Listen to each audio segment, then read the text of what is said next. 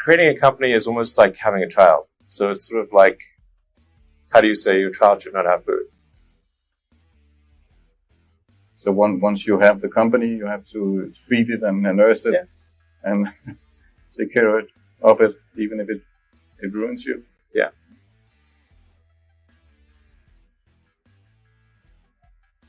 But suppose there was some tough times in 2008, end of 2008. How did you get through that period of crisis? Yeah.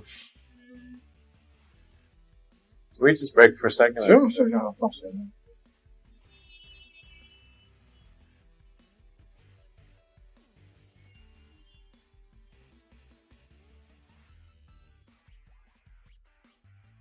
I remember waking up the Sunday before Christmas in 2008 and thinking to myself, man, I never thought I was someone who could ever be capable of a nervous breakdown. But I felt this was the closest I've ever come. Because it seemed pretty dark. When you had that third failure in a row, did you think, I need to pack this in? Never. Why not? I don't ever give up. I mean, I'd have to be dead or completely incapacitated. The odds of me coming into the rocket business, not knowing anything about rockets, not having ever built anything, I mean, I would have to be insane if I thought the odds were in my favor. Why even begin? When something is important enough, you do it even though the odds are not in your favor. There are people who've been in the rocketry business for decades who say about you that you don't know what you don't know. There are American heroes who don't like this idea. Neil Armstrong, Gene Cernan have both testified against commercial spaceflight in the way that you're developing it, and I wonder what you think of that. I was very sad to see that, because those guys are, those guys are heroes of mine, so it's really tough. I wish they would come and visit and see the hardware that we're doing here. And I think that would change their mind. They inspired you to do this, didn't they? Yes. And to see them casting stones in your direction. It's difficult. Did you expect them to cheer you on? So they're hoping they would. What are you trying to prove to them? What I'm trying to do is to make a significant difference in spaceflight and help make spaceflight accessible to almost anyone. And I would hope for as much support in that direction as we can receive. What is the one thing that has surprised you about your life? Oh, one thing. Wow. Well, I'm surprised by the whole thing, honestly. I certainly didn't expect for any of these things to happen, honestly. I just knew I wanted to be involved in technology. In fact, the only reason I started a company back in '95, an internet company, was because I couldn't get it. There were only a few internet companies, and I couldn't get a job at any of them. I tried to get a job at Netscape, and sent my resume in and tried hanging out in the lobby, but I was too shy to talk to anyone. And then I was like, okay, well, I guess I'll have to start a company because I can't get a job anywhere.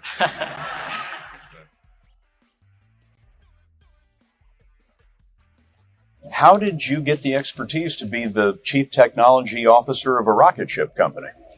I do have a physics background. That's helpful as a foundation. And then I read a lot of books and talked to a lot of smart people. You're self-taught? Yeah. Well, self-taught, yes, meaning I don't have an aerospace degree. So how did you go about acquiring the knowledge? Well, like I said, I read a lot of books, talked to a lot of people, and have a great team. That fourth launch hadn't worked, we would have not had the resources to mount a fifth. You couldn't have gone out at that point. Yes, death would have been, I think, inevitable because we did not have the resources to mount a fifth launch. This is a tricky business. Tricky. Yeah, I wish it wasn't so hard. I think, so when you create a company, I mean, if you think, well, what is a company really? A company is a group of people gathered together to create a product or service. And that's really all the company is. And so you have to really believe in what you're creating, and that it's, and know in your heart and mind that this is something that matters, that, and that, the world ought to have. And I think it's important to investors to show that you're all in. And I think, for example, with Tesla, the fact that I invested all the money I had, literally I had to borrow money from friends to pay the rent in 2008. The fact that I was all in, I think, made a huge difference to investors, to convince them to invest in Tesla at the same time that say GM and Chrysler were going bankrupt.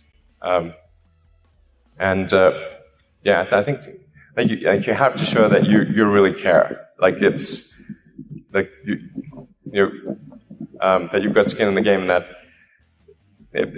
you've given it everything that you've got, and then the other people at the company will follow suit, as will investors. I think that's really important. Yeah, I did that at both SpaceX and Tesla. I think that's really fundamental. And then when you hire people, or really what you're trying to, when you hire people, that just means you're convincing people to join you in the endeavor. You should hire people that are also passionate about what you're doing. So it's not just that they're not just there for the salary. They really need to care about what they're doing, and then they will stay during the dark times. NASA called and told us that we'd won a $1.5 billion contract.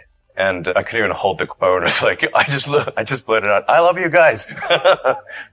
They saved you. Yeah, they did. Financially and maybe even emotionally. I'll tell you what, that was definitely helpful. Yeah. What we're hoping to do with SpaceX is to push the envelope and provide a reason for people to be excited and inspired to be human. I think it's important that humanity become a multi-planet species. I think most people would agree that a future where we're a spacefaring civilization is inspiring and exciting compared with one where we are forever confined to Earth until some eventual extinction event. That's really why I started SpaceX.